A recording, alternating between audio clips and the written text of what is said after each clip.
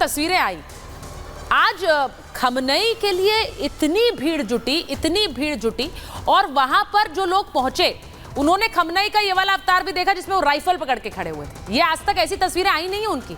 ये तस्वीर राइफल के साथ क्या इशारा करती है, और खासकर तब जब वो पूरी दुनिया से कह रहे हैं सब मुसलमान एक हो जाएं। जय हिंद, नमस्कार। इस तस्वीर के 3 मतलब निकाले जा सकते हैं जी। पहला मतलब है इजराइल पॉइंट ऑफ व्यू से। खमैनी साहब डर गए, उन्हें एक हथियार अपने साथ लेकर चलना पड़ रहा है। उन्हें ये भी फिक्र हो गई कि मैं इतनी प्रोटेक्टेड जगह में भी शायद शिकार हो जाऊं। ये एक मैसेज हो सकता है। दूसरा जो प्रोपोगंडा मैसेज खमैनी साहब ट्राई कर रहे हैं वो दुनिया को और इजराइल को कि नहीं, हमारी आर्म्ड स्ट्रगल चल रही है, ये हथियार उसका एक जीता जागता उदाहरण है कि हम लड़ाई लड़ेंगे। वो एक ये भी कन्वे करने की कोशिश कर रहे हैं। और उससे भी बड़ी जो इंटरनेशनल कम्युनिटी को एक मैसेज जाता है कि क्या खमैनी पीस लविंग है, क्या वो अभी भी अपना टेररिज्म का साथ नहीं छोड़ना चाह रहे हैं। ये भी अपने आप में एक मैसेज है। ज़्यादा बड़ी बात यह है कि यस, इतने साल बाद अगर आप आए हैं और अगर आप मुस्लिम ब्रदरहुड की बात करते हैं, पीस की बात करते हैं, अच्छाई की बात करते हैं, तो अगर आपका यही डिस्प्ले है अच्छाई का, तो आप ही बता दीजिए कि इजराइल आपके साथ क्या करे।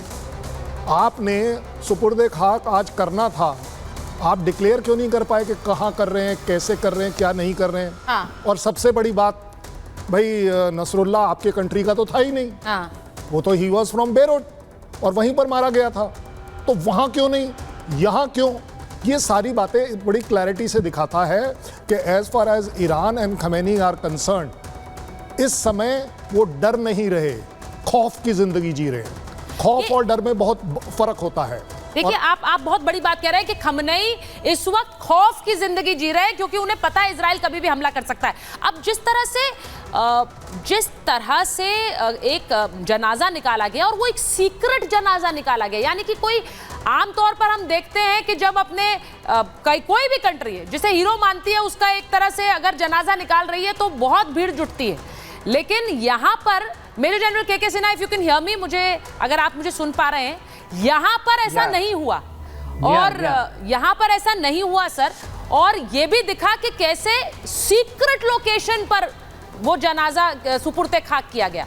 अब सवाल यही है कि क्या इजराइल का डर इस वक्त ईरान पर इतना है और इसीलिए ईरान को ये पब्लिक अपील्स करनी पड़ रही है। खासकर खमनई खुद आए हैं इस फ्राइडे प्रेयर में सालों के बाद और कह रहे हैं सब हमारा साथ दें। देखिए सुजाता जी, जय हिंद।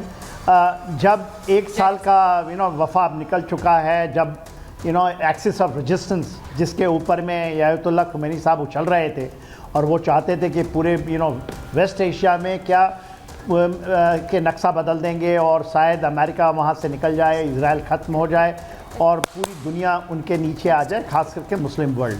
ऐसा तो कुछ नहीं हुआ। हमास 80% ख़त्म हो चुका है। अब नैरेटिव तो बहुत चले 1 साल के अंदर में, आपके चैनल में भी बहुत सारे चलाए गए कि इजराइल तो ख़त्म ही हो जाएगा और बहुत सारे ऐसे विचार आए। मगर देखिए आज क्या है, एक हमास के बाद हिजबुल्लाह भी अभी 50% ख़त्म हो चुका है। मिलिटरली जब आप देखते हैं कोई भी संगठन जब उसकी कैपेबिलिटी एंड कैपेसिटी 50% से ज़्यादा ख़त्म हो जाती है तो वो ख़त्म हो जाती है। देखिए टीवी डिबेटों में तो यह आता है कि नहीं अभी भी तक हमास जिंदा है, वो सोच है, वो सोच जिंदा रहेगा, सोच मारेगा। सोचों को बदला ही जाता है, सोच ऐसा ही बदलती है। सोच हर एक समय नहीं चलता है, क्योंकि हमारे सब कॉन्टिनेंट में भी जब बातें होती थी जो पाकिस्तान से टेररिज्म चलाया जाता है तो वहाँ पर कहते हैं सोच तो जिंदा ही रहेगा, ख़त्म नहीं हुआ। अब देखिए बदल गया। आपने एक बहुत बड़ा चीज़ें ली, साउथ ईस्ट एशिया में एक डिसीजन लिया, अगस्त 2019 में चीज़ें बदल रही हैं। तो आज जो आप देख रही हैं और वहाँ पर वो कोई भी ज़मीन लड़ रहे हैं। आज केवल ईरान के अंदर में भले ही देखिए, आपने 2 बात कही कि एक तो सुपुर्दे खाक जो जब उन्होंने लेबनान में किया, बेरूत के अंदर में, तो वो भी सीक्रेट तरीके से कर दिया। मेरे ख्याल से शायद उनके फॉरेन मिनिस्टर पहुँचे होंगे ईरान के वहाँ, फॉरेन मिनिस्टर। मगर जो ईरान के अंदर में आज जुमे की नमाज के समय वो जो किया है, और 4 साल के बाद जब वो जुमे की नमाज की अगुवाई कर रहे थे और हाथ में बंदूक ले करके, क्योंकि जब आपकी धरती नीचे लगी, आज ईरान के अंदर सोशल मीडिया को आप देखिए, और मैं उसको बहुत ओनली नॉट सोशल मीडिया, वहाँ की चीज़ों को देखता हूँ और उसके विश्लेषण करता हूँ, तो पूरी तरह वहाँ पर करीब 80% लोग, आप केवल तेहरान के अंदर वहाँ जब जुम्मे की नमाज के समय ना देखें कि कितनी भीड़ उमड़ी है, वहाँ पर लोगों का ये मानना है कि वो घबराए हुए हैं, वो IRGC कंप्रोमाइज्ड है 50%। इस्माइल हानिया मरने के बाद 2 उनके टॉप लीडर्स को उन्होंने पकड़ रखा है और वो IRGC के हैं। IRGC के जो टॉप रैंक्स थे वो आपके सर, आज दमास्कस के जब बाद कल रात को जब ये खबर आई कि शायद हिजबुल्लाह का जो अगला चीफ है सैफुद्दीन वो मार गिराया गया है, तो लोग इस बात पर यकीन नहीं कर पा रहे थे कि अभी तो कुर्सी भी नहीं मिली थी और अभी इजराइल ने सफाया भी कर दिया। मैं एक बार जरा एक बड़ी खबर बताऊं, नदीमुद्दीन जी भी जुड़ गए हमारे साथ, मैं उनके पास जाऊंगी, लेकिन ग्राउंड ऑपरेशन में अब तक हमारे 9 सैनिक शहीद हुए हैं, IDF मान रहा है, IDF कह रहा है हमारे भी सैनिक शहीद हुए हैं, और लेबनान में जारी लड़ाई पर उसका एक बड़ा दावा है, वो कह रहा है कि हमने 100 हिजबुल्लाह आतंकियों को ढेर कर दिया है। हवाई हमलों और ग्राउंड ऑपरेशन में 100 आतंकी ढेर कर दिए हैं, ये बोला है। अब आपको मैं बताती हूं कि सैफुद्दीन का जो काम तमाम किया है उसकी खबर कैसे आई, वो जरा अपने दर्शकों को बताती हूं, उसके बाद मेहमानों पर वापस जाऊंगी। चीफ बनते ही नसरल्लाह का जो भाई है उसका खात्मा कर दिया इजराइल ने।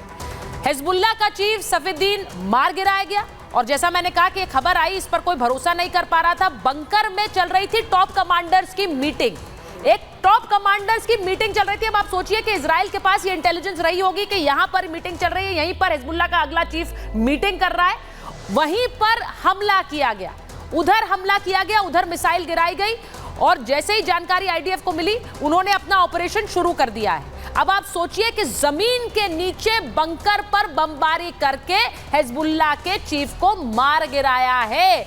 इसका मतलब क्या है? क्या क्लियर सिग्नलिंग है कि अब हम हिजबुल्लाह को फिर से पांव पसारने नहीं देंगे। टॉप लीडरशिप, और यह भी याद रखिए कि उनके जो नेता रहे हैं, जो हिट लिस्ट पर है इजराइल के, वो एक एक करके उन्हें एलिमिनेट कर रहे हैं। तो मैं एक बार जरा पहले रोविंदर जी आपके पास आ रही हूं, ये जो एलिमिनेशन है, क्या इजराइल ये दिखा रहा है कि हम किसी को छोड़ेंगे नहीं, हमारी जो हिट लिस्ट है हम उस पर कायम है, और उसमें सवाल यह भी होगा कि उनकी हिट लिस्ट में अब अगला कौन है? तो वेरी ट्रू सुचरिता जी, ये क्लियर इंडिकेट कर रहा है। बट ये जो आप इससे पहले जो बात कह रही थी ना, सबसे अहम वो बात है, इजराइल को पता कैसे चलता है कि कौन ऑपरेटिव कहां है? जो ये मार रहे हैं इनको, राइट, ये कैसे पता चलता है? नाउ इसमें जो निकल के आ रहा है कि इजरायली एजेंसीज ने ईरान के अंदर बहुत पेनिट्रेट कर लिया, उनके रिपब्लिकन गार्ड के हाईएस्ट लेवल्स तक। इजरायली स्पाइज हैं या मान लीजिए इरानियंस हैं जो कि इजराइल के लिए स्पाइंग कर रहे हैं, उसको खबरें दे रहे हैं। अभी अहमदीनेजाद जो इनका पिछला प्रेसिडेंट था 4 साल पहले, उसने कहा है कि हमारा जो एंटी मोसाद यूनिट था उसका जो चीफ था वो इजरायली एजेंट निकला 20 लोगों के साथ। सेकेंडली, अभी जो नसरल्लाह मारा गया है उसमें रिपब्लिकन गार्ड का भी सीनियर कमांडर था, राइट? तो अपेरेंटली उसको भेजा गया था ईरान से नसरल्लाह को बताने के लिए कि तुम्हारे आसपास का ब्रीच हो चुकी है इंटेलिजेंस, तुम इमीडिएटली छुप जाओ या ईरान आ जाओ। एक्चुअली हाँ, उसका मैसेज ये था कि आप ईरान आ जाओ, राइट? वो मैसेज लेके गया था उसके पास कि हमारी सारी इंटेलिजेंस लीक हो रही है, आपकी भी लाइफ खतरे में, आप ईरान आ जाओ, इधर आ जाओ। वो वहीं मारे गए। तो सबसे बड़ी जो चीज है वो एक ये है कि ये इनकी इंटेलिजेंस है जिस भी रूप से, इलेक्ट्रॉनिक रूप से, बट इनसाइडर्स हैं जो इजराइल ब्रीच कर चुका है। तो ईरान जो घबरा रहा है अब, उसका एक बहुत बड़ा रीजन ये भी है ना कि क्या करें, किस पे विश्वास करें अपने हाईएस्ट लेवल्स में भी, जो कि एक बहुत ही डेंजरस और खतरनाक सिचुएशन होती है किसी भी देश की लीडरशिप के लिए कि आप आपस में ही नहीं ट्रस्ट कर पा रहे कि कौन घर का बेदी है हमारे। That is one big outcome of this.